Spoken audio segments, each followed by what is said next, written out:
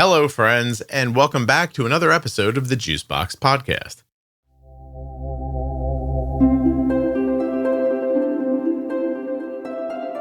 Chelsea is a returning guest. She was originally on episode 777, and the description of that episode was Chelsea has type 1 diabetes, ADHD, anxiety, and depression. She's here today to check back in to let us know how she's doing. Please don't forget that nothing you hear on the Juicebox Podcast should be considered advice, medical or otherwise. Always consult a physician before making any changes to your healthcare plan or becoming bold with insulin. Don't forget to save 40% off of your entire order at CozyEarth.com. All you have to do is use the offer code JUICEBOX at checkout. That's JUICEBOX at checkout to save 40% at CozyEarth.com. If you are the caregiver of someone with type 1 diabetes or have type 1 yourself, please go to t1dexchange.org/juicebox and complete the survey. This should take you about 10 minutes and will really help type 1 diabetes research. You can help right from your house at t1dexchange.org/juicebox. If you or a loved one was just diagnosed with type 1 diabetes and you're looking for some fresh perspective, the Bold Beginnings series from the Juicebox Podcast is a terrific place to start. That series is with myself and Jenny Smith. Jenny is a CDCES, a registered dietitian, and a type 1 for over 35 years. This episode is sponsored by Touched by Type 1. Don't forget their Steps to a Cure walk is Saturday, March 8th, 2025. It's going to be a great time. touchedbytype1.org. Head over now and register. This episode of the Juicebox Podcast is sponsored by the Omnipod 5. Learn more and get started today at omnipod.com/juicebox. I'm having an on-body vibe alert. This episode of the Juicebox Podcast is sponsored by Eversense 365, the only 1-year wear CGM. That's one insertion and one CGM a year. EversenseCGM.com/juicebox. I'm Chelsea, and I've been a type 1 diabetic since I was 2 years old. I'm terrible at introductions, to be honest. I never know what to say. Like, what do people want to know? I feel like you've done it already. How old are you now? I am 29. Did you just have to figure out what year it was to find out how old you were? Yeah. You're 29? I don't know off the top of my head. Yeah, 29. Okay. So you were diagnosed, I think that's right. like 27 years ago. Yes. Okay. Let's say I was born in 95. I was diagnosed when I was 2. And tell everybody you're an accountant, right? I am an accountant. Far from it. You've been on the podcast before, though. Yes. Can you tell me where? What was that? Do you know what episode it was? 777. And I think I only remember that because it's 777. Because it's 777. Yeah. Let me see if I can find out what I called it. Unless it's a horrifying remembrance. I can remember. I was going to say. It was, if I could take it, I would, I think is what it was called. Interesting. I've searched 777 and it's come back with 778, 776, and 711. I just can't wait for, if I could take it, I would. Oh. Yeah. Was that innuendo or was that a real title? Yeah, we talked a little bit about like parents saying that to like that thing. Yes. Yeah. You got the diabetes. If I could take it from you, I would. And we talked about how well intended that is. That is kind of hurtful. Yeah. If I could just change who you are so that you'd be better, I would do it. Yeah. And also, I'm a martyr. Chelsea has type 1 diabetes, ADHD, anxiety, and depression. What an opener for you. Congratulations. Yes. How do you find yourself back on the podcast? Because Scotty doesn't do a lot of return guests. So if I said yes, there had to be a good reason. You told me to reach out to you again. And if I wanted to come back on the podcast, we could do it again sometime. And so, I don't know. I did that. And here we are. Yeah, here we are. So. I'm sort of like the Marvel movies for people with type 1 diabetes because I think of my life as in segments of like, I just need to stay alive long enough to see this next film. And I feel like there are a great many people with type 1 who are like, I just have to stay alive long enough to get on that podcast because it's a great podcast. Yeah. It takes forever to get onto it is really what I was saying. It's worth it. Is it? You know. Did you, may I for a minute? Did you have a good time last time? What was your experience once it went up? Like a personal experience. I'm not even specifically with people online. Like recording it with you or like when it went out? Like, sure. How was it recording first? I mean, you're a lovely person to talk to. You're a fun person to talk to, of course.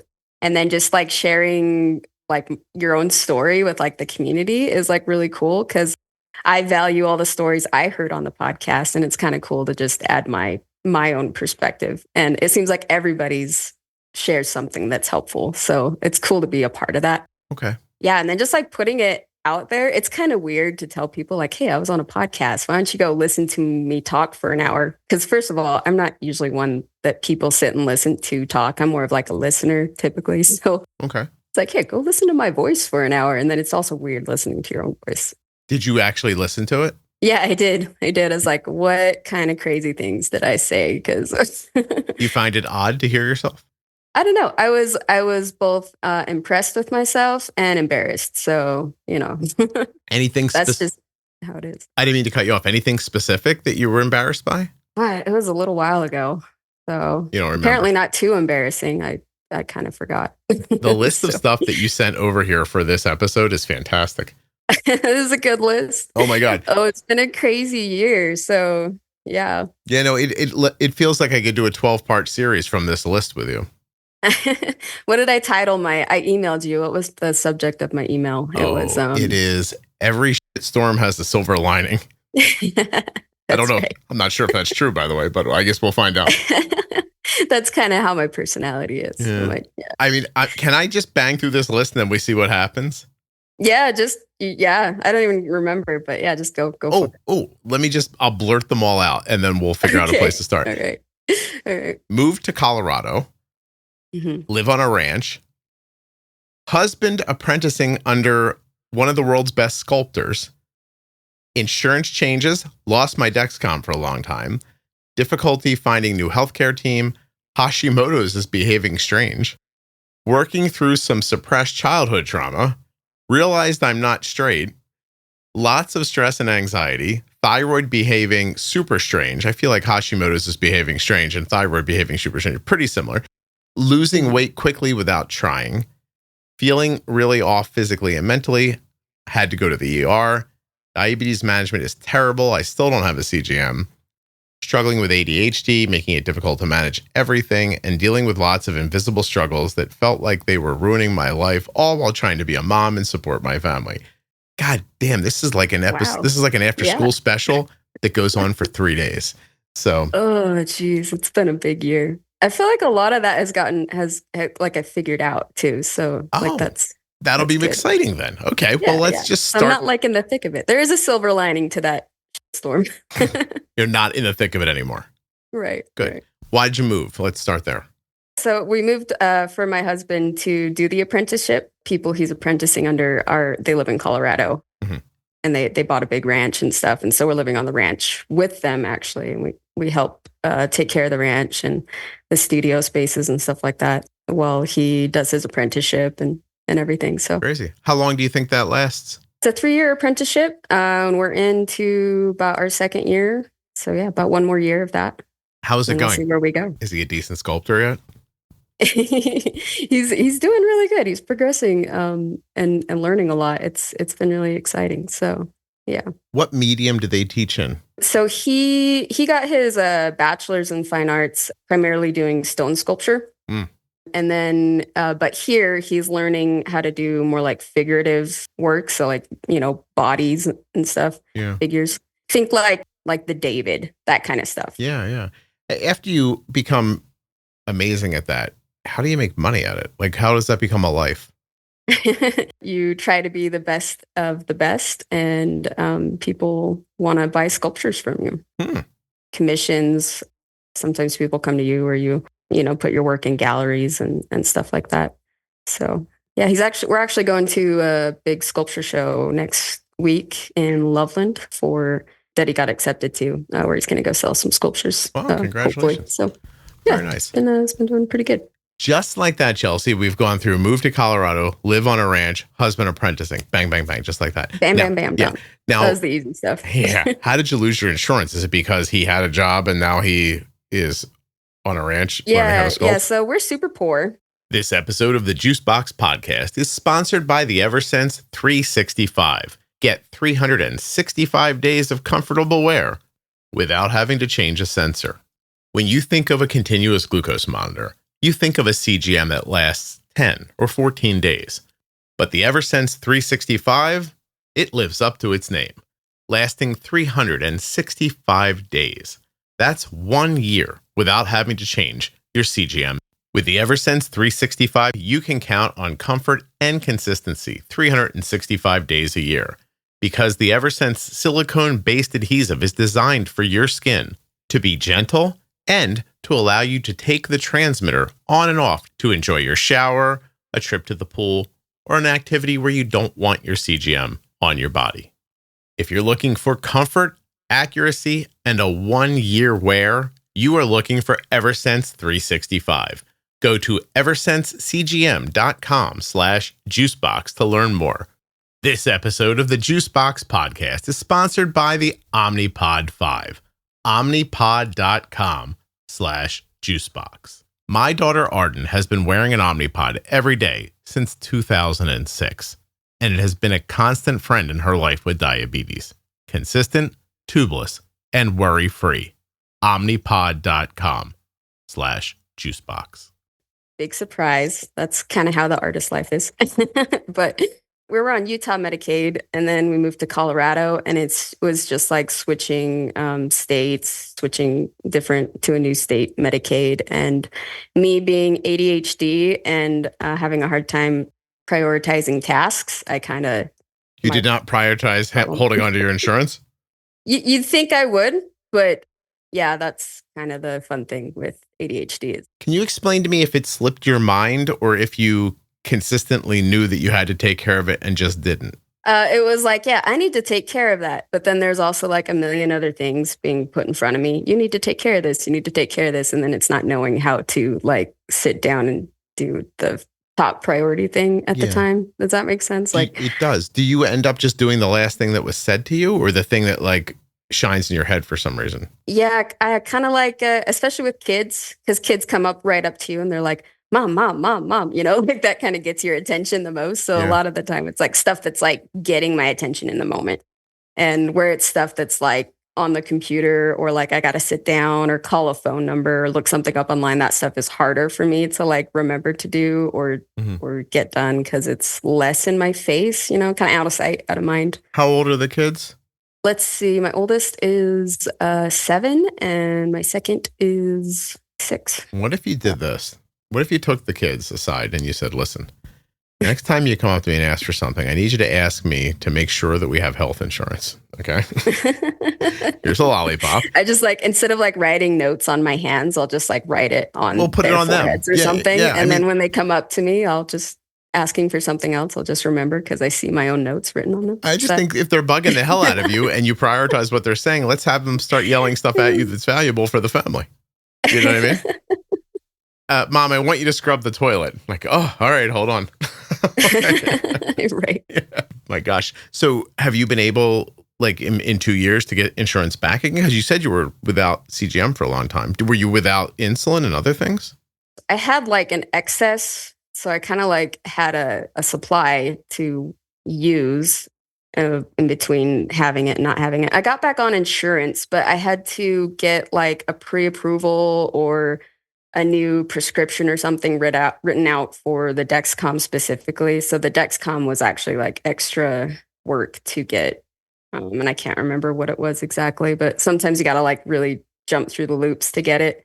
Yeah. You know, it really has something to do with that. The way they have it set up sucks. Like you have to like prove and reprove and ask again and send me another script. And then like also like I'm in a new state. I have to go see new doctors because like my old doctors in a different state like don't always take a different state's insurance, stuff like that. You know, so like it's like different Medicaid.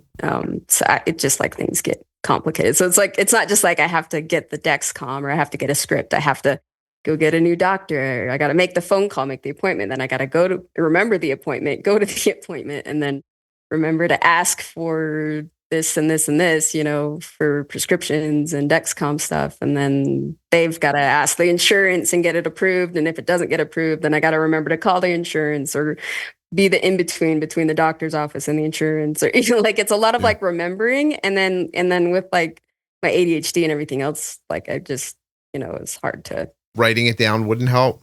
Setting reminders. Yeah. Not really. Yeah, I try. You should see my fridge, and I have several whiteboards and like cork boards, and there's like notes hung up everywhere on my phone. It's just like everything I can do to like visualize, like externalize visual reminders, whatever, notes on my phone with reminders, like, and still stuff gets forgotten. It's just ridiculous. No, I understand. Yeah. I really do. I'm interested in like the process. So once the notes are everywhere, do you actually follow through on any of it, or does it just become a shitstorm of like words? Is it just a word jumble? Yeah, like there's a fine balance, because if I put too many stuff up on like a board of things to remember, then it just becomes a board of papers. Yeah. And like I'm not going to remember any of them, like so, like a word bubble almost. Yeah, yeah, exactly. So all right. Well, listen, are there any things you never forget to do that you even are like, I can't believe I always do this? Going to the bathroom. That one's pretty easy. But like I forget to eat, like I forget, it takes a lot of conscious effort to do things that are just like regular, even just like regular habits for people, or like things that I like struggle to remember to do, so. Okay. I'm trying to think, is there something that I just remember to do? It's like, if there's an external force, like reminding me or motivating me to do something, I can remember that. I can do that. But if it's like all up to me to like be that motivation, be that reminder, that's like not happening. Heaven help me, like. Gotcha. Like that your whole life? Yeah, I think so. Like I did well in school. I was a straight A student. I 3.9 GPA. I did extracurriculars, but like a lot of that, like I worked well in that system because there was a system. I didn't have to build the system. I just had to like follow it. And there's a lot of external pressure to be good at it. Right. Mm-hmm. So like I did well with that, but like becoming an adult and like managing, being my own person, to like my own motivator. And it's different. It's been different. Do you think, has it changed at all based on your thyroid levels changing? Like, are you more together when your TSH is lower, for example, or anything like that? Yeah. And I've thought about this a lot over the last several years since I got diagnosed with ADHD, and then also learning more about like Hashimoto's and learning more about like diabetes and stuff. Like since all of that in the past 5 years or so, I've really noticed they all play off of each other in like the worst ways. Mm-hmm. So like if one gets out of balance, the others get thrown off, and my life is just like a spiral downward. So it's like, it's really hard to just keep balance. Because when my thyroid is off, it makes my ADHD worse, I feel like. Yeah. And then the diabetes management becomes harder to take care of. And same with diabetes. If my blood sugars are really off, I feel like that affects, I feel like that sometimes causes my thyroid levels to change if they're like really off, or, and then that affects my ADHD too. So everything kind of like affects my ADHD, but my ADHD also makes it hard to manage the other things as well. Yeah. So sucks because those things all seem like they're pretty inflammation related on one level or another. Yeah, I think so. What was the trouble you were having with your thyroid? Like, how does that, like, are you not on a medication every day that keeps it in a space? Like, what was happening? I don't know. It's just like when we moved to Colorado, I felt like my like thyroid levels were changing. Like maybe, I don't know what it was. Something was triggered, and like the medication I was on was not like the right dose or something. But I just like kept with what I had. And then it was getting worse as time went on. And does stress have an impact on like Hashimoto's? Like, can it like cause the body, like the immune system, to like attack your thyroid and like fully mess up your levels? Because I feel like that's a thing. So what happened? You get stressed out and you feel like your thyroid levels move around? Yeah. Like extreme stress, not just like I had a stressful day, but like what the hell's happening that's extreme in your life? Well, when I kind of came to that realization, I wasn't straight, huge panic, and I was super stressed, and I didn't like eat for 3 days, and I was just overcome with anxiety, and it was this whole thing. And then especially after that, my thyroid just felt, it was really high. I don't know. It was my heart like was all felt all racy. I was losing a lot of weight. Like it changes in my hair. Like my hair was thinning, and like blood pressure issues, and I don't know, all this stuff. I just like felt like I was dying. Really. Let me tell you what I learned from our friends at ChatGPT 4.0 while you were talking there. Extreme stress can impact hypothyroidism. Stress affects the body in several ways, including how to manage thyroid hormone. Here's some key points: cortisol levels, autoimmune responses, HPA axis. Chronic stress can disrupt the hypothalamic. I haven't watched Grey's Anatomy in a while. Hypothalamic pituitary adrenal axis, which no wonder they call it the HPA axis, which plays a critical role in regulating thyroid function. Disruptions in the axis can lead to imbalances in thyroid hormone production. Stress can impact digestive health, nutrient absorption. Iodine and zinc are crucial for thyroid function. If you're not absorbing them, it could worsen sleep and lifestyle, etc. So not crazy, but here's what sounds crazy to me, and I want to dig into more. You're 29, right? Mm-hmm. You telling me you woke up one day and you were like, Chelsea doesn't like boys? Like what, like, and you didn't realize that, or what's going, because how many kids do you have with the boy who's over there sculpting? I've got 2 kids. Okay. Yeah. I'm bisexual, so we'll put it that way. All right. We'll put it that way. Well, you put it any way you want. What's the moment?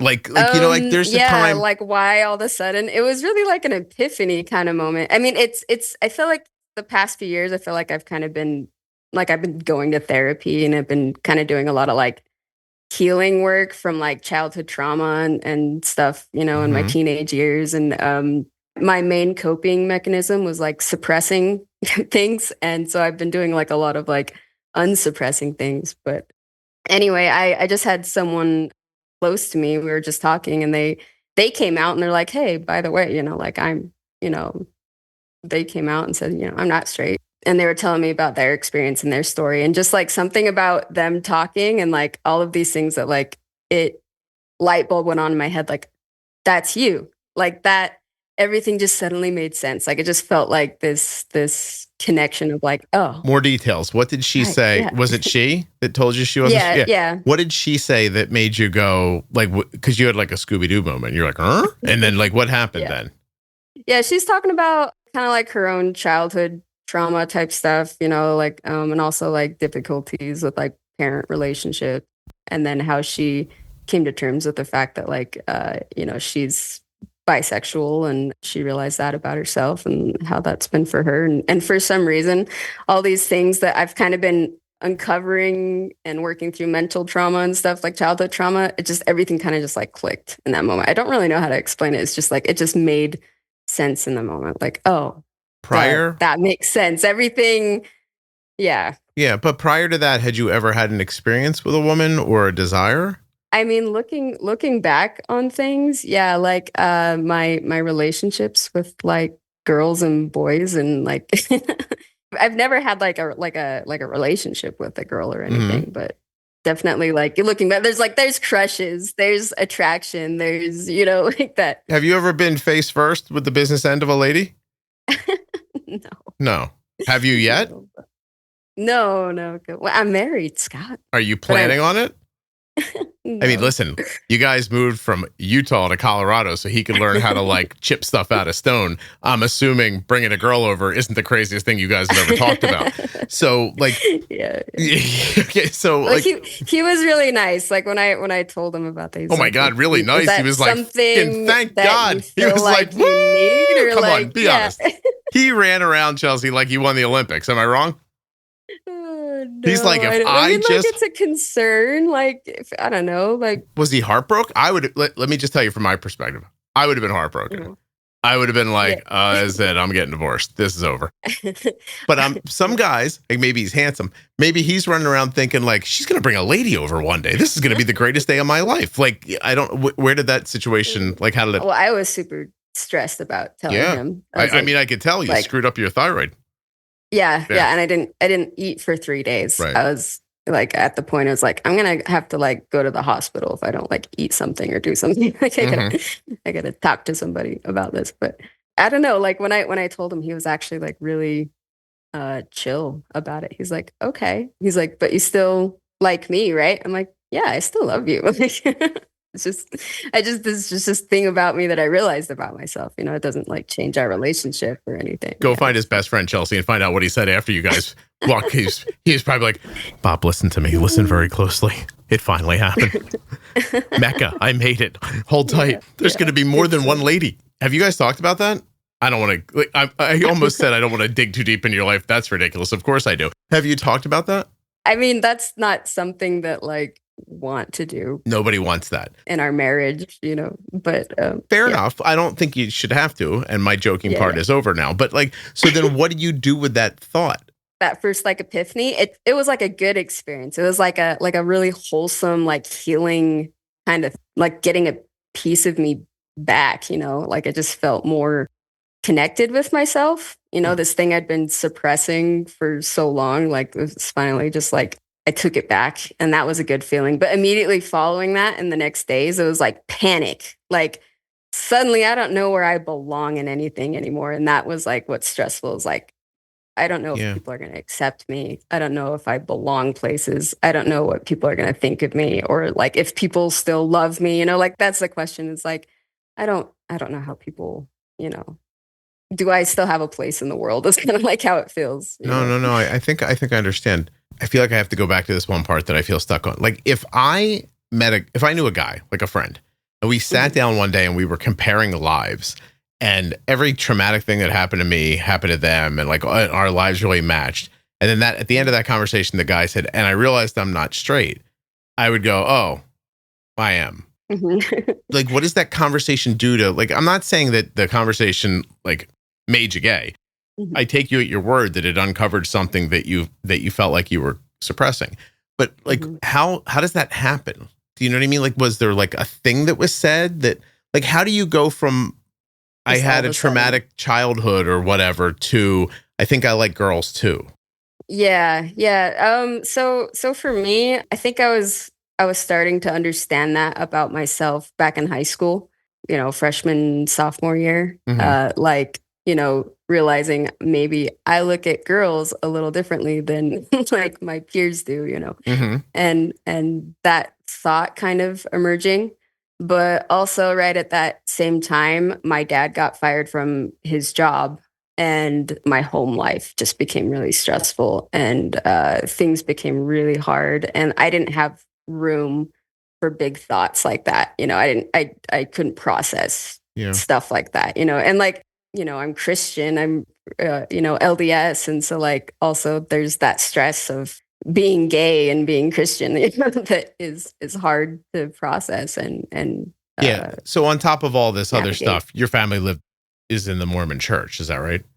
Yeah. And so there's no, I mean, I've spoken to my fair share of Mormons. It's my understanding that if you're in the church, you're not gay. Is that about right? It's complicated. But I mean, there's plenty of gay people in the church. Oh, no, I know they're there. I'm just saying it's not a thing you say. You don't raise your hand and go, hey, by the way. It's not always the most well-received thing. Right. Yeah. And it's hard to understand and, reconcile. So you've got all this turmoil inside of you. Obviously, this stuff all boils up. Then you got to tell your husband.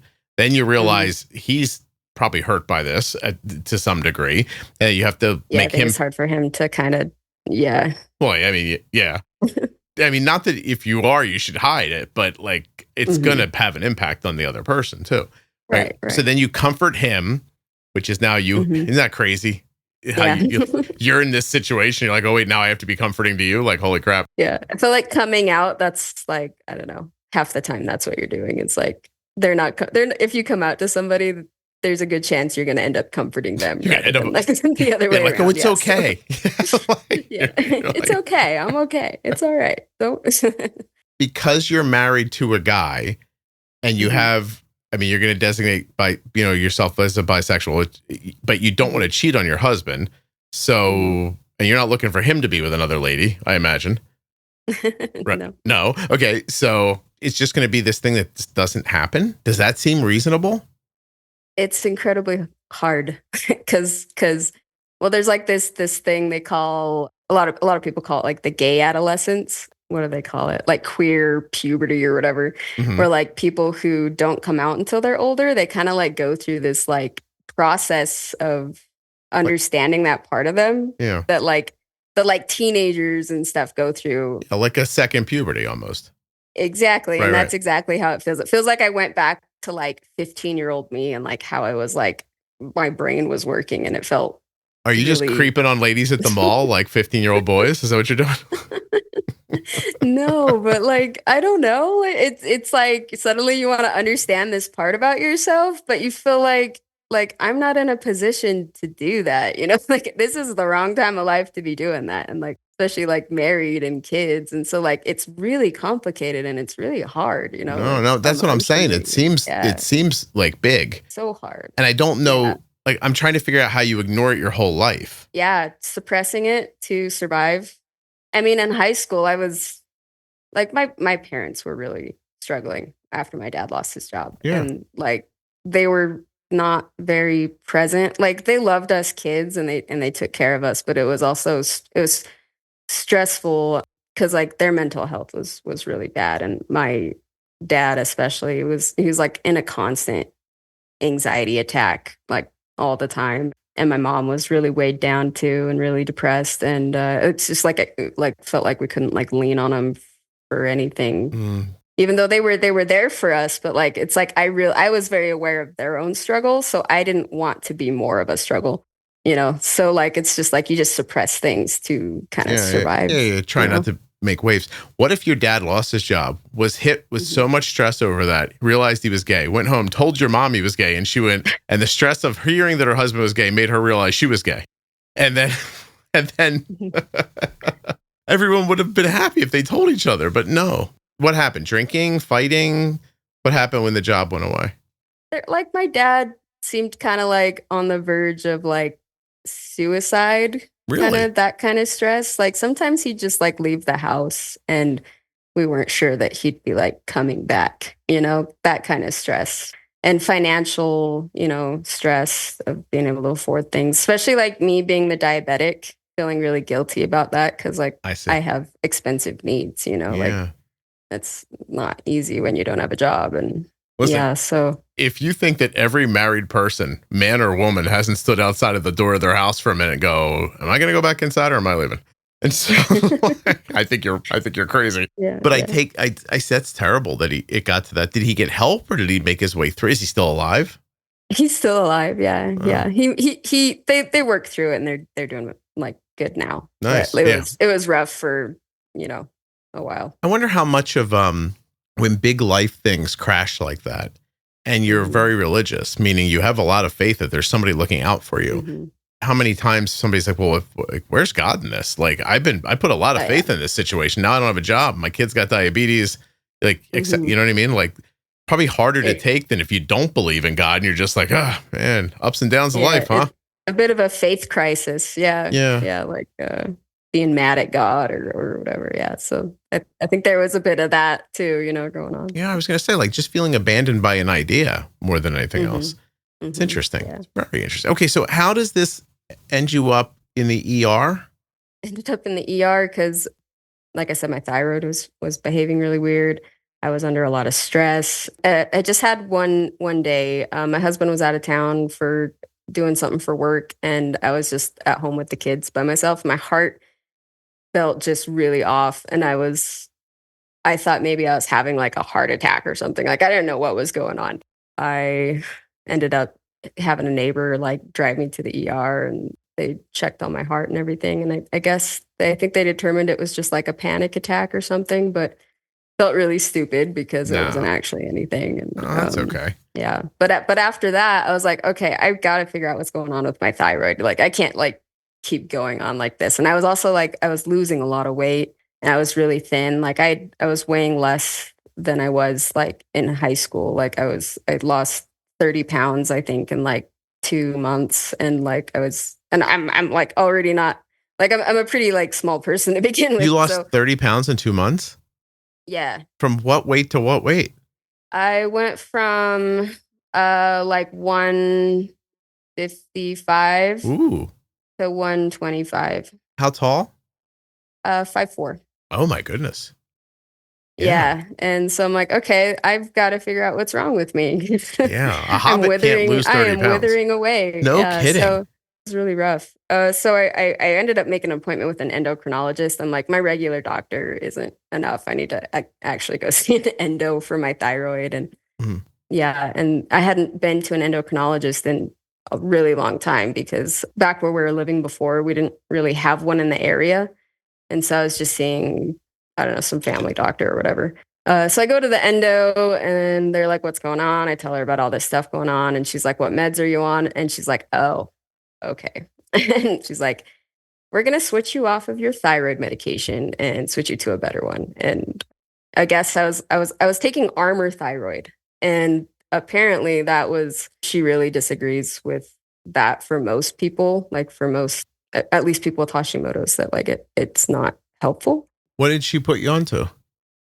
She switched me back to levothyroxine. Well, she switched me to Tirosint. Oh, Tirosint. Okay. That's what Arden takes. And that's been even better than just Synthroid even. Yeah. So I really like the Tirosint. It works really good for me. All the people in my family use Tirosint.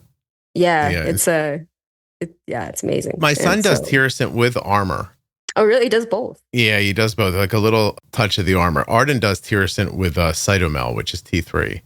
A little tiny little bit for energy. I didn't look at this. How did I miss this? Disordered eating? Diabulimia. I didn't know that was happening. Tell me more. Yeah. So I know for me, it's not always something I like seek out to do. It's almost like something I fall into when I feel like everything else in my life is out of control. And it gives me like a sense of control. And I mean, I also struggle with like appearance and like stuff like that. And so tell me more. I didn't realize that. So, or I'd forgotten one or the other, but like, are you find yourself judging yourself or feeling judged, or how does that work? So it's something I'd struggled with before, kind of after having my kids, struggling with body image and realizing I could kind of just like neglect my diabetes and that would help me lose weight, or that would help me stay thin. And part of that is also dealing with like bad depression and just kind of feeling unable to like stay thin any other way. And this just seemed like an easy way to do it. And also managing diabetes was overwhelming anyway. So it's like, I just was like, okay, well, Do you remember how you figured out that you could manipulate your weight like that? You like hear it from people, it's like something if you talk with other diabetics and listen to people's stories and stuff, you kind of, if you don't realize it yourself, you realize, you can start putting it's not hard to together. Put one and one together. Is that something you're still doing now, or is that something you've worked towards not doing? It's something I still struggle with, especially as like I start putting on more weight. Like if when I'm being healthier and eating a good diet and really taking care of my blood sugars, and maybe I start putting on more weight, the more weight I put on, the more stressed about it I get. And that's not really, I feel like that's not really something I think I've overcome entirely, Okay. Because I'm still kind of figuring out my other health issues that are kind of like keeping me thin, but I'm not trying to abuse them. Does that make sense? Like, I think so. Honestly, I think it does. Yeah. Yeah. Have you ever sought like outside help for that? A little bit. I like reached out to some organizations. I like joined some groups like on Facebook, some like support groups and stuff. And I've talked to my therapist about it. And so I have some support, and my husband's aware of it too. And he's always been really good to, help me have good body image and support me, in that way. So, but before this last year, it's not something I ever talked about to anybody with. And now people are aware of it. And so that helps me kind of feel more capable of handling it, I guess. Sure. Yeah. When you've a couple times have said like, when I've talked to other people, like, or I have to come out to other people, like, do you have a large group of people that you're are sharing these things about yourself with, or is it just people who you encounter and you feel like, okay, I want to say something here? Usually like family, close friends. And then there's, Facebook groups are great for like support communities. Like, the Juicebox Podcast group has been, really great for diabetes and, stuff like that. So lovely. Oh, yeah. I'm happy to hear that. That's nice. Yeah. Yeah. Yeah. So, you did write a nice note to me. It really laid this out, which I think is making things very helpful, by the way. Okay. You feel like you're pulling your life together. That I get. Yeah. But you say that even though I might not be managing my diabetes well right now, can you put context to that? Like, what does your variability look like? Where are your highs and lows? Like, where do you peak and ping and what's your A1C? Oh, geez. Lately, my blood sugars have been all over the place. And that's because I've been dealing with medication changes, which has been hard. I haven't had an A1C in a while either because I keep forgetting to like schedule to go do one again, ADHD. But I recently started ADHD meds and it's like amazing the difference it makes. Like I can actually like get things done just like in the last couple weeks actually. So I'm just like really feeling like I'm on a turnaround with stuff like that. The first thing that really helped was switching my thyroid medication because my thyroid being off just made me feel like a crazy person and I felt like I was dying. So like that was like the first thing that really helped. Right. And then getting my Dexcom again, that helps. I mean, everybody I feel like should have a CGM of some sort because like that data is just like, you can't compete with that, and it really helps you manage. Yeah. So I got that, especially with ADHD because like out of sight, out of mind is terrible with diabetes and it kind of like puts it in front of you all the time. And there it has alerts and alarms that go off when you're going out of range. So like that is having a CGM is crucial for me in managing my diabetes. And so, yeah, I got that back. And now I'm like started ADHD meds and that's helping me actually like approach life. It's helped with my anxiety and my depression. And, I can focus on things. I can handle routines better. And my mind is just clearer and That's excellent. I don't know. I feel like I'm. Had you never tried those prior? ADHD meds? Yeah. I didn't get diagnosed with ADHD until, I don't know, 4 years ago. And they started me on, I feel like this is a common thing they do nowadays is they first try you on like Wellbutrin. Okay. And it's not technically like an ADHD med, but it helps some people with ADHD. And it's like, I feel like they try that first. So like I did that. They also prescribed it to me for like seasonal depression. And like I didn't really notice it doing anything. So I went off of that and then I moved out here to Colorado and I had to start the whole process over again with, getting a new therapist, a new psychiatrist and doing the meds again. And they're like, okay, first my psychiatrist was like, I even think you have ADHD because I told her like, I don't know, I did really good in school and stuff like this. She's like, I'm not so sure you have it. And I still don't know if she meant that or not. Or she's just like talking out loud. I honestly don't know. Like I had the diagnosis already. So, but anyway, so she's like, let's treat your anxiety because I was really dealing with anxiety really bad. She prescribes me Prozac. Take that. That helps a little bit because when you're not super anxious, it helps you be a little more functional, right? So that helped a little bit, but I still felt like I was really struggling with ADHD. And so over months and months after that, she's like, okay, well, maybe it is ADHD. Let's prescribe you something for it. So they put me back on Wellbutrin and I reacted really terribly to it this time. I was mentally, it really messed with me. Like I was like suicidal. Like I had a really bad day one day and I really think I was going to like go out and. The Wellbutrin made you feel that way, you think? Yeah. And I mean, for me, having thoughts of killing myself is not uncommon. Like that's been like a daily thing almost, but like I work through it just fine.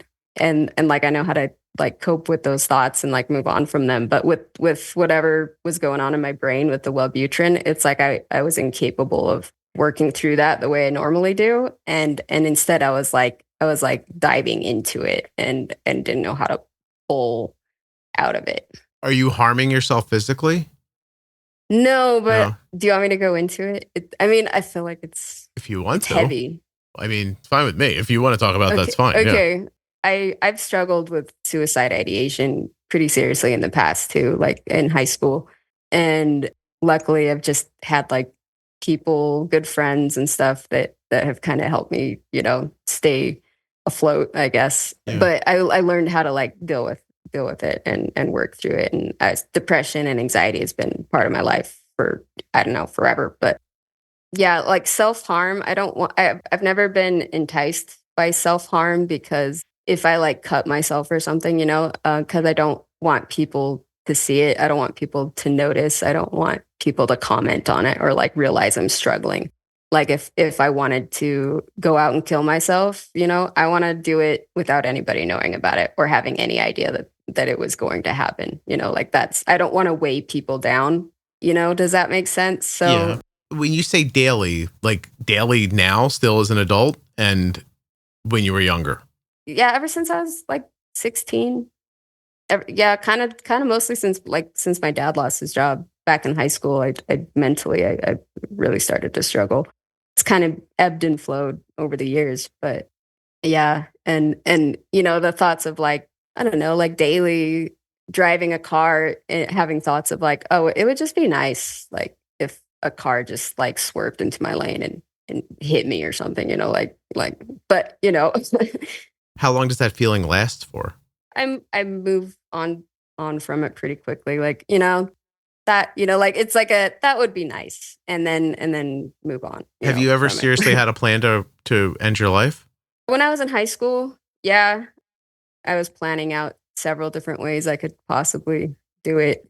And I was getting really close to like a point of maybe trying one of those ways. I know for me, to this day, I don't want to know if I could kill myself by overdosing on insulin. I know, like, that's a thought I have. And I won't look up whether that would actually work or not, because I don't want to know if it would or not, because the ambiguity of that answer kind of keeps me from, like pursuing it. Okay. Does that make sense? Or moving on from it to find a better solution that would be more sure.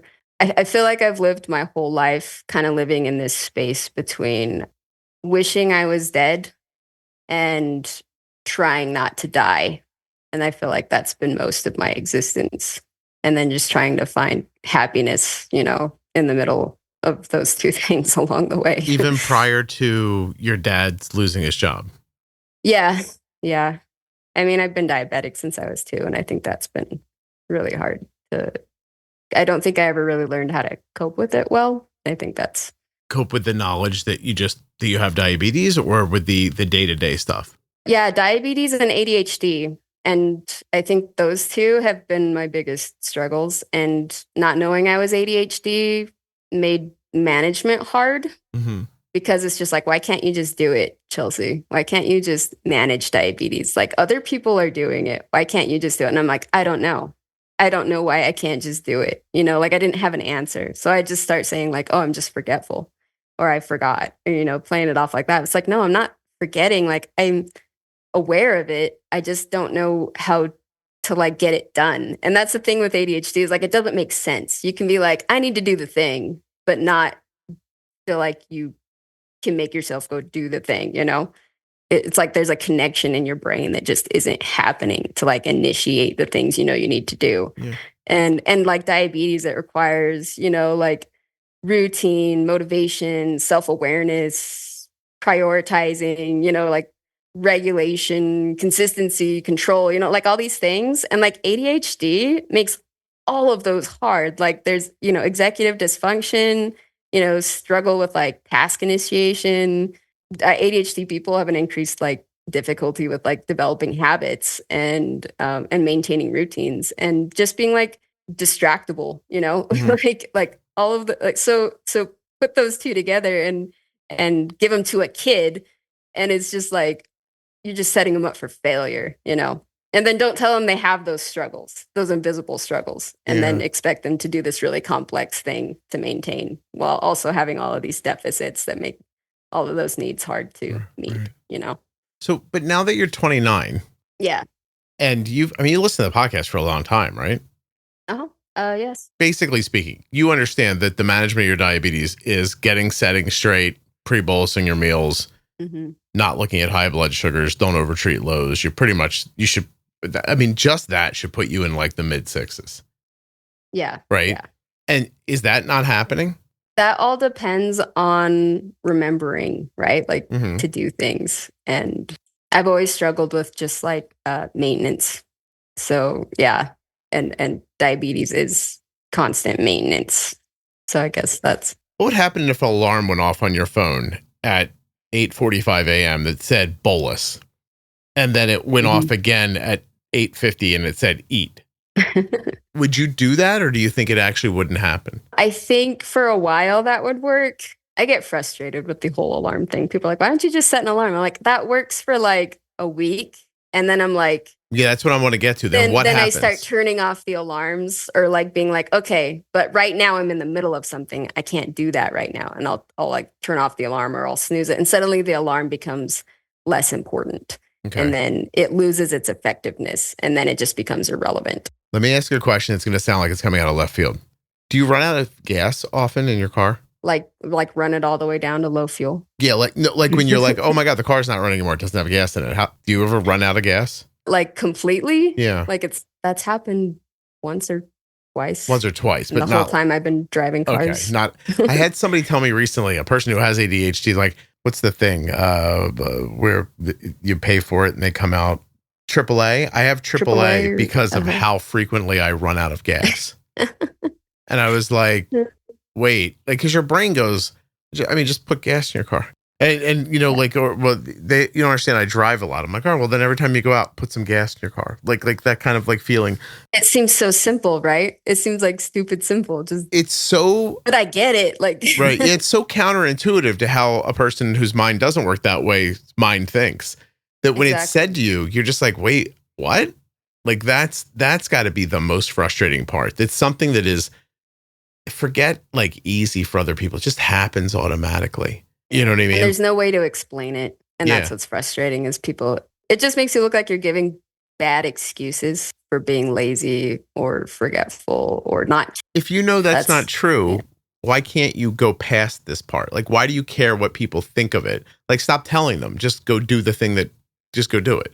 Like, I'm afraid you're feeling judged all the time and stuck in that space. Like, that causes anxiety. But even if I'm not worried about what people think, it's like I still struggle with these things, you know? And it's frustrating to you because even though it's not a thing you're remembering to do, you can recognize it should be maybe. Yeah. And you're just like, why can't I just do what other people are doing? Like, everybody's telling you should be able to. It's easy and you can't. And you can't figure out why you can't. And you just like, it must be a willpower thing. I don't have enough willpower. And so you muster up as much willpower as you possibly can. And then, okay, maybe you figure it out for like a couple weeks, but then you run out of maintaining that willpower for, you know, this extra willpower. Can't maintain it. Like it doesn't feel sustainable. And then you just, you fall back into just. Did you hear the episode a couple of weeks ago with the person who said that GLP medications, they were using it for their daughter and it ended up clearing a lot of her like bipolar issues? Oh, that's really cool. Yeah. Sitting here, you know, listen, I got a weird job, right? I can't just blurt out everything that pops into my head because if I say like, oh, I wonder if this would work, there's going to be somebody out there. It's like, I heard on a podcast that this works. I'm like, I didn't say that. Right. What you say carries a lot of weight. It's tough, like, because I'd like to philosophize with you a little bit and like wonder out loud. But I know that there's like a small percentage of people are going to be like, I know for sure that guy said that this works. And then you're going to go back and find it. And I'm going to go, oh, yeah, he didn't say that. Right. I was sitting here thinking, I wonder if there are any GLP trials for ADHD.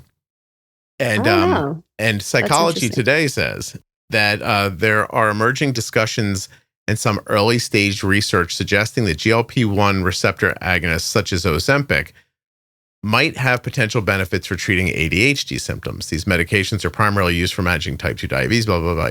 But they also have effects on brain function that could be relevant for ADHD. Now, of course, at their current dosage levels, a person your size and your weight, like you're not looking to not be hungry. You know what I mean? But I wonder what they're going to figure out because so many things are happening through these meds that are impacting autoimmune stuff, I think probably through inflammation. And I just wonder how much of your shit that you deal with every day isn't in some way, shape, or form inflammation / autoimmune, anxiety or ADHD or even depression. Like, I mean, you got to hear this episode. That was just not, I mean, I almost said nuts, but I don't mean it that way. It was crazy. Like, her kid has bipolar, and she discussed the things that, trying to find the episode number. It's 1253. Can GLP meds impact mental health? It's super interesting. Yeah. You see, because if there are trials about gambling in GLP or, like that kind of stuff, which is compulsions, right? Like, is it all, like, what else is it going to impact? Like, I'm not saying I know anything, and I'm certainly not saying, I mean, you should really listen. If anybody is listening, I'm glad you like the podcast, but you probably really shouldn't listen to me. Okay. But it's just me wondering out loud. But it says here, studies indicate GLP-1 agonists can cross the blood-brain barrier and influence neurotransmitter systems, including dopamine pathways, which are implicated in ADHD. Some research has shown that these drugs can improve cognitive function and reduce impulsivity and hyperactivity in individuals with ADHD. However, the findings are preliminary. So, okay, they don't know for sure, but people are looking into it. You know what I'm saying? That's interesting. Yeah. I think so too. Anyway, I don't know anything. You shouldn't listen to me. I'm just saying this is that. Let's just say this, Chelsea. Nothing you hear on the Juicebox podcast should be considered advice, medical or otherwise. Always consult a physician before making any changes to your healthcare plan. There. But I've had enough conversations that it popped into my head, and I was like, I wonder if this wouldn't be something for her to, like, I mean, you're going to have to find a legit doctor to pick through these ideas. You know what I mean? Yeah. I did start Vyvanse. That has helped my ADHD. Like, what? Okay. And it's been incredible. Like, it's been like almost emotional, the difference it is, and realizing I could function like this with the Vyvanse, and realizing I've gone my whole life not functioning or feeling this way. Like, it's so it's so I'm actually like I'm on Vyvanse, and that helps my ADHD tremendously, and I feel like I'm actually capable of like getting a hold on my life, like I felt like I was drowning before, and now I feel like I have the ability to like actually take care of things, like it's crazy. It's wonderful. It says Vyvanse works by affecting the central nervous system to help improve focus, attention, but how does it do that? It's a prodrug, meaning it is inactive until it is metabolized in the body. Once ingested, it converts into the bloodstream to dextromethorphan, an active form of the drug. Something else. So let's see. Neurotransmitters regulated dopamine, long-lasting effects, binge eating disorders. Are Vyvanse and GLP impacting similar things? If so, which? Brain function and cognitive effects, GLP-1, metabolic regulation, distinct areas of impact for Vyvanse. Hold on a second. Implications of treatment.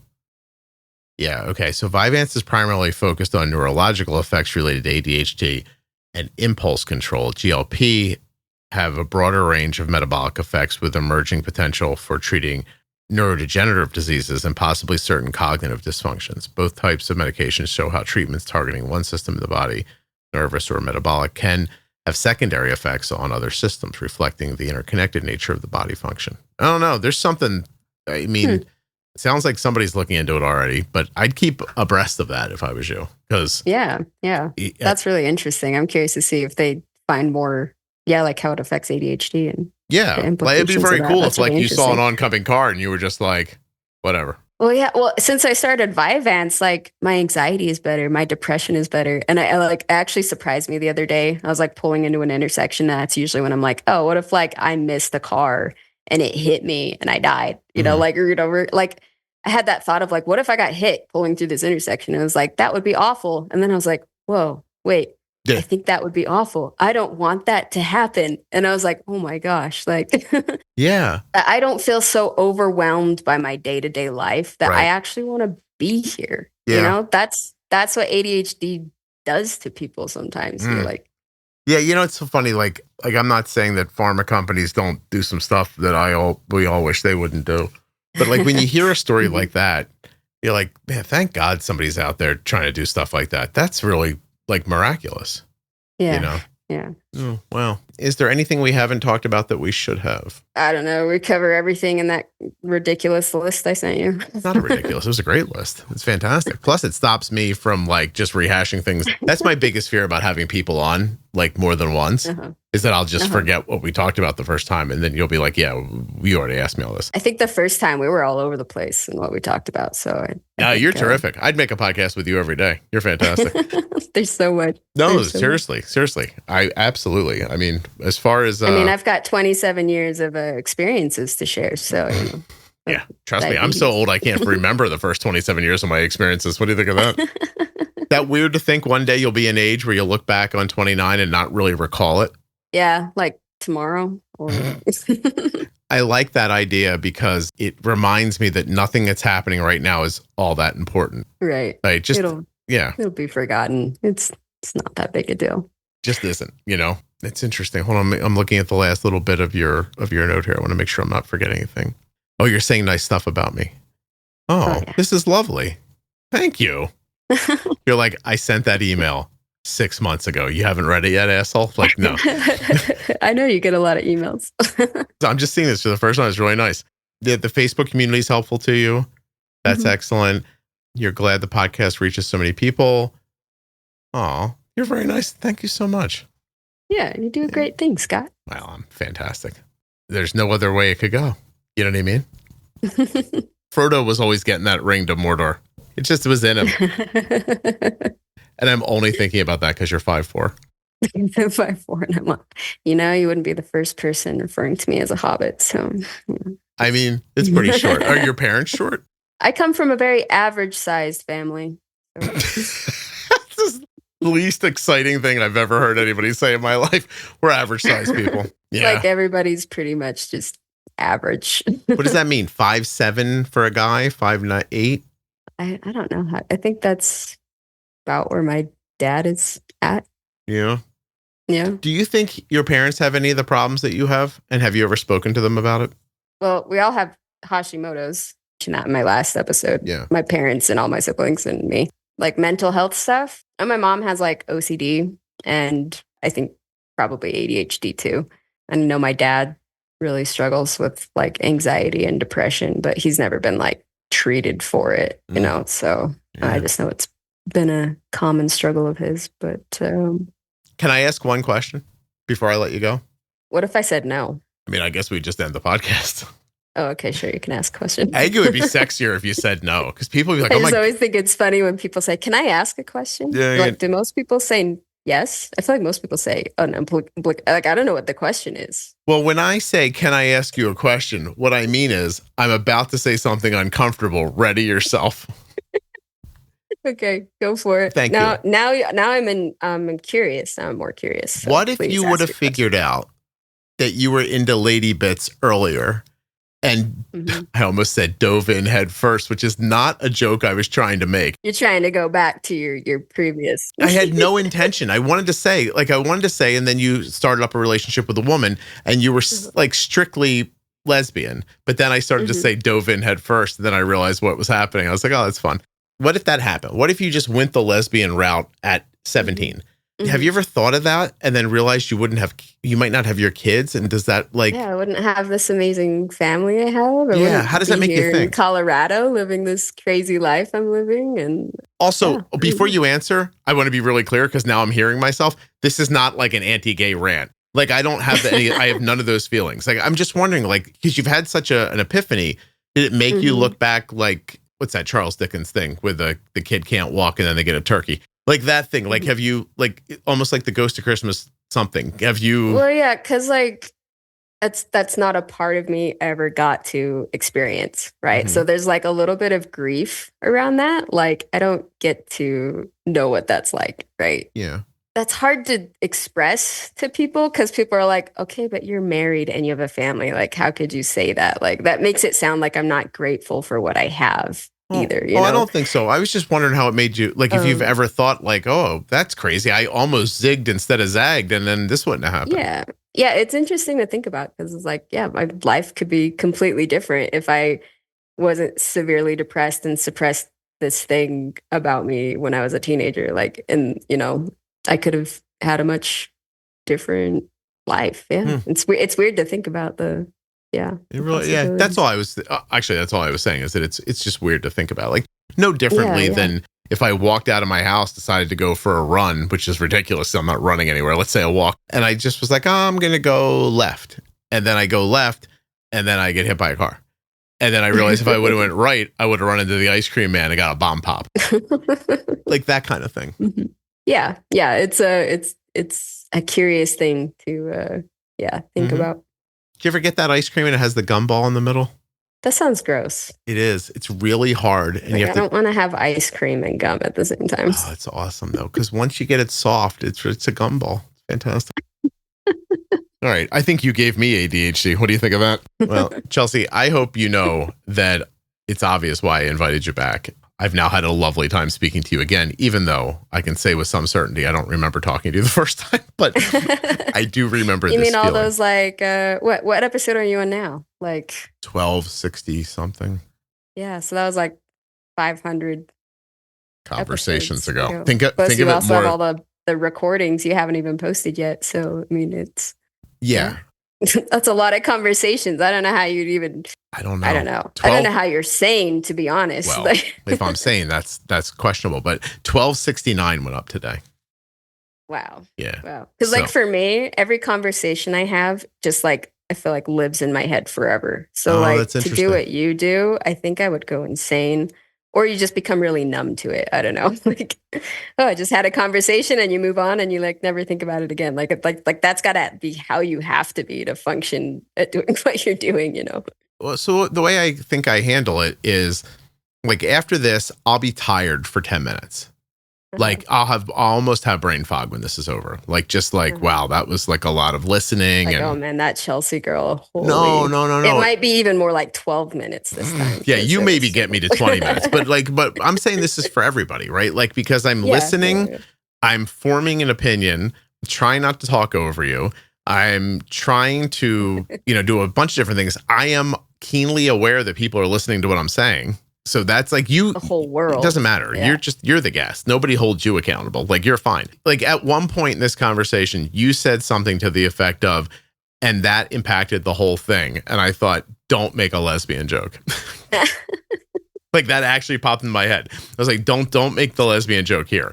And so why? Because it not because I thought it was like distasteful or weird or anything like that, although I'm sure some people think it is, but because it would have broke the flow of the conversation right there. It's like, now's not the time to interject. Like, so I'm having a conversation with you, and then I'm having a conversation with myself, and I'm trying very hard to disseminate ideas to people who are listening, and I'm trying to keep those things all together while I'm talking to you. So I get really tired when it's over. Awareness. Yeah. That's a lot of mental focus. Some gymnastics going on. So then I get off of here. I'm a little tired. I'll pep myself back up. I will definitely eat something because it uses up a ton of like calories talking and thinking.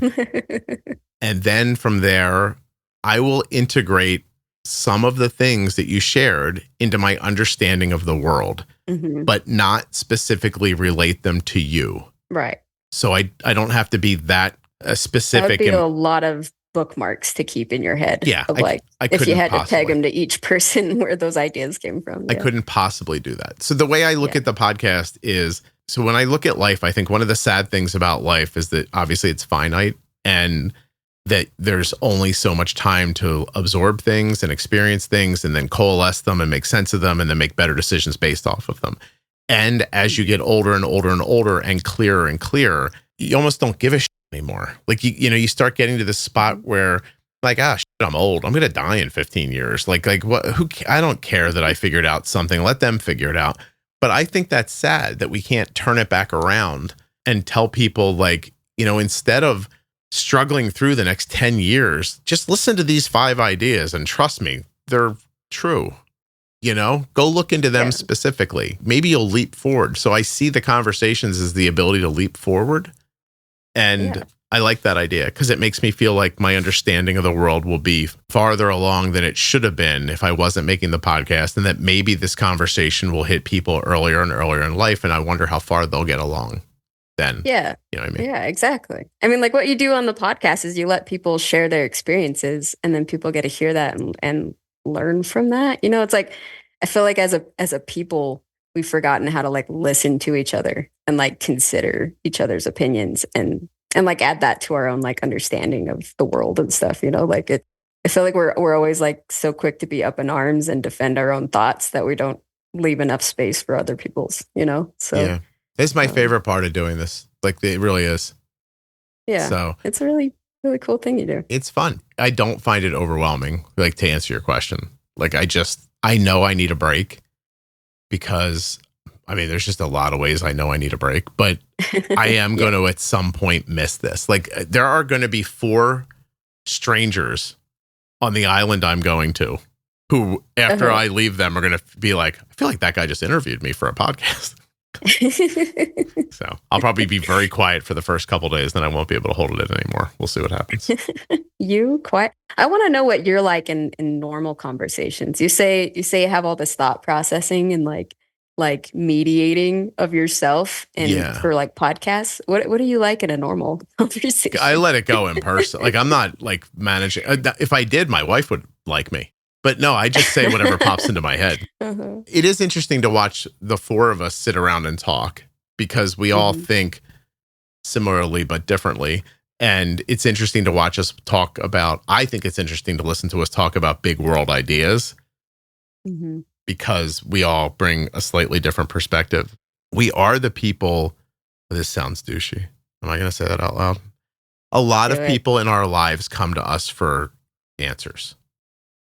Oh, so because you guys are open-minded, right? I think so. I think open-minded. You like to think through things, and you don't like. I don't care where the thinking gets us.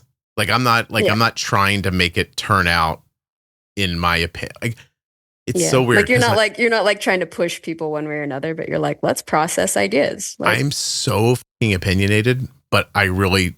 At the same time, I don't have an opinion about how people do things. Like I have my opinion about how they do things. I'm using the wrong word. I have an opinion about everything. Like I could have been a dick just like everybody else in the world is during any of my episodes. Like somebody could be talking, I'd be like, I don't agree with that at all. I think you made a mistake there. But the truth is like, I hope you're happy. And I heard some things that I think maybe you're keeping you from being happy. But I don't think me telling you that, and I don't mean you, I mean everybody I'm talking to. I don't think generally speaking. I don't think me saying it to you is going to change anything. And the truth is that I'd like for you to be happy, but if you're not, I'm still okay. And so you don't need to like put yourself in other people's spaces and like. I don't understand when people care so much about stuff like that. Like, why do you have an opinion about how somebody votes or thinks or where they put their penis or like, I don't understand any of that. Who cares? I don't either. I don't know why people get so worked up over other people's decisions. I honestly, it's something I don't understand either. So I guess we're both at a loss. I remember seeing that news story about the guy who wanted to have sex with a bridge. I like wanted to like marry a bridge. Whatever. Right? Listen, if you're going to marry it, you're going to have sex with it. And if you're not, I don't understand you either. But I remember hearing that for the first time 20 years ago, probably. And thinking like, that's weird. And then I was like, but the bridge can't move. Like, how's he going to like, they can't live together. Is he going to live at the bridge? Are they going to have sex? Like, what are the pragmatics of all of this? Yeah. Like, is he going to adopt? Meaning like, will he go build trellises over top of small streams and be like, that's our baby? I thought about all that stuff like for a split second and I went, okay. Okay. Yeah. Moving on. Yeah. Move on with my life. I would never run around going, there are some people who want to have sex with a bridge. We have to fix it. We don't need to fix it. We're good. It's fine. Great. Anyway. I don't need to trouble myself with that. Yeah. Yeah. I'm sure somebody will take that completely out of context and be like, you know what he's for? He's for having sex with bridges. I heard him say it on the podcast. I'm going to go into every private Facebook group now for diabetes and tell everybody what a scumbag. Like, I know who you are out there, by the way, and I'm just, I'm thinking of a couple of people specifically, and I hope you fall. After this month, Scott has had it. Okay? I can't take you fuckers anymore. Like, seriously, you small-minded heads running around trying to undermine my thing. Like, it's not working. Here, Chelsea, can I say something? Because only the fans are listening now. Yes, I will give you permission. All right, I'm speaking directly to a handful of people in the world, not many more.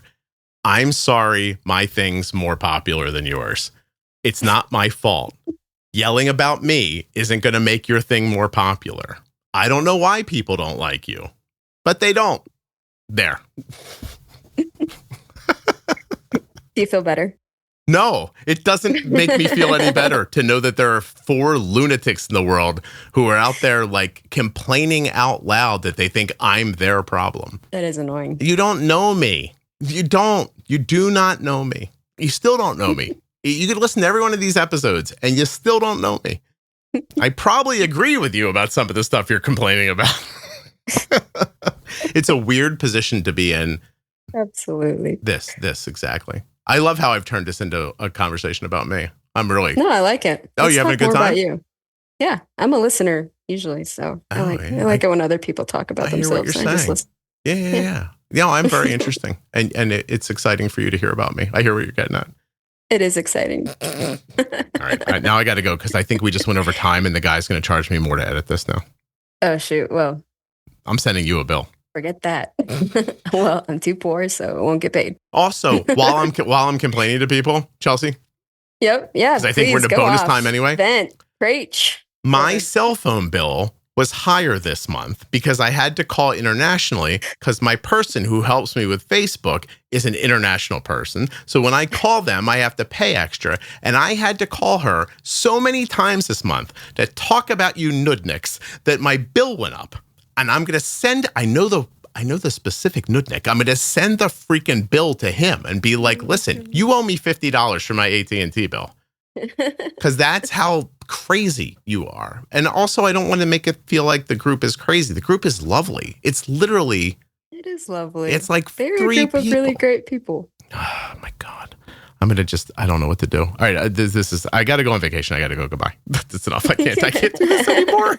All right. Scott's out. Yeah, that was it. You heard the end of it. If this is the last one, peace, love, and soul. I hope, what did Ringo say? Peace and love. But after have you ever heard that? Nope. Oh, hold on a second. Ringo Starr, peace and love. This is important. It is this incredibly is worth going over. And it actually for. intersects it. Let's see. At some point, Ringo Starr had been so like inundated with people asking for him to have like things signed and stuff like that. Hold on a second. What was his message to followers about no longer signing things? It's hilarious. If you can find the audio, yeah, it's coming up right now. The direct quote is this. He gets on, like, this is before people shared a lot of things with, like, video. He gets on this little video and he goes, and you got to imagine this in a British accent. He goes, "This is a serious message to everyone watching my update right now. Peace and love, peace and love. I want to tell you, please, after the 20th of October, do not send fan mail to any address that you have." And he goes on and he's like, because it's going to be thrown in the rubbish. And like, I just thought, like, I'm not equating myself to a Beatle. I just want to be very clear about that. But you can relate. I can relate a little bit about he was just like, leave me alone. He was done. He was just, please. Hold on. I think I found it. Yeah, it's 42 seconds long. To everybody watching my update right now, peace and love, peace and love. I want to tell you, please, after the 20th of October, do not send fan mail to any address that you have. Nothing will be signed after the 20th of October. If that has a date on the envelope, it's going to be top. When you put out the notice, you say... Hilarious. He's like the tone in his voice. He's just like, you guys have got to, my whole life can't be signing your goddamn record sleeves. Get me out of this, would you please? I'm glad you like Rubber Soul, but it's fantastic. Anyway, The life of a celebrity. I feel like that just a little bit right now, and I'm going to go take a break. So, Do you consider yourself a celebrity? no, Do you think of yourself that way? I do No? not. No, but Well, you are. So sorry. That's You just ridiculous. No, have to that's deal with really it. that's really strange. Like, but yeah, no, that doesn't make any sense to me at all. I think it's funny that like you have a hard time like thinking of yourself that way. There's a 'cause roll of duct tape. obviously on my that's desk. how you're treated. You are a celebrity. Like you are like the diabetes community celebrity. You're up there for sure. Ridiculous. Well, not to those four people. They're very upset. They want to be the. Oh, yeah. Listen, by the way, God bless. Go be the diabetes celebrity. Leave me the alone. I don't want that. I'm not Bother those looking. You don't need to revere me. Like I'm just making a podcast for God's sakes. Such a silly thing. Oh my God. Everyone's gonna have a. You know how many podcasts there are at this point? A lot. Yeah, way too many. I don't know. I pretty much just listen to this one. So I don't know. Well, I mean, that makes sense. Mine's the best, but I do really wish. I shouldn't say this out loud. It's okay. You can edit out whatever you want, right? No, I'm not going to that effort. I would like to make a podcast that's not about diabetes one day. Ooh. But I think What would you talk about? Just like anything? Oh my God, you have no idea. I have lists and lists of things that I think I would like to talk deep about. thoughts of Scott Benner. No, they're not deep. They're just, I don't know. I'm sure there are plenty of people who hate me, but there are a lot of people who don't. And I think I'd like to conversate with those people more often. And I think that I'm being limited to some degree because this is a diabetes podcast and there are plenty of people who won't try it, even though if you go back and listen to this hour and a half, you have diabetes, but this is pretty much the extent of like diabetes in this podcast. You know what I mean? Yeah. Anyway, this, that, and the other thing. I got to go. Hold on one second, Yeah. Chelsea.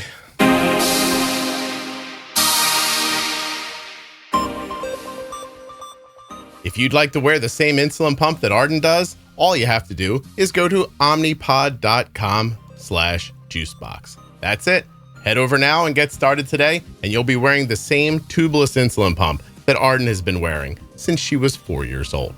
Today's episode of the Juicebox Podcast is sponsored by the Eversense 365. You can experience the Eversense 365 CGM system for as low as $199 for a full year. Visit eversensecgm.com/juicebox for more details and eligibility. A huge thanks to Touched by Type 1 for sponsoring this episode. Don't forget to sign up right now for Steps to a Cure happening Saturday, March 8th, 2025 at Lake Eola Park in Orlando, Florida. Touchedbytype1.org. Go to the programs tab and click on Steps to a Cure. Are you starting to see patterns, but you can't quite make sense of them? You're like, oh, if I bolus here, this happens, but I don't know what to do. Should I put in a little less, a little more? If you're starting to have those thoughts, if you're starting to think, this isn't going the way the doctor said it would, I think I see something here, but I can't be sure. Once you're having those thoughts, you're ready for the Diabetes Pro Tip series from the Juicebox Podcast. It begins at episode 1000. You can also find it at juiceboxpodcast.com up in the menu, and you can find a list in the private Facebook group. Just check right under the featured tab at the top. It'll show you lists of a ton of stuff, including the Pro Tip series, which runs from episode 1000 to 1025. Hey, you listened all the way to the end. You might want to know more about the Juicebox Podcast. If you do, go to juiceboxpodcast.com, scroll down to the bottom, and subscribe to the Juicebox Podcast newsletter. Each week, you'll get a rundown of the shows from the past week, just in case you missed something and you think, oh, I would have loved that. Now I know. Hey, what's up, everybody? If you've noticed that the podcast sounds better and you're thinking, like, how does that happen? What you're hearing is Rob at Wrong Way Recording doing his magic to these files. So if you want him to do his magic to you, wrongwayrecording.com. You got a podcast? You want somebody to edit it? You want Rob.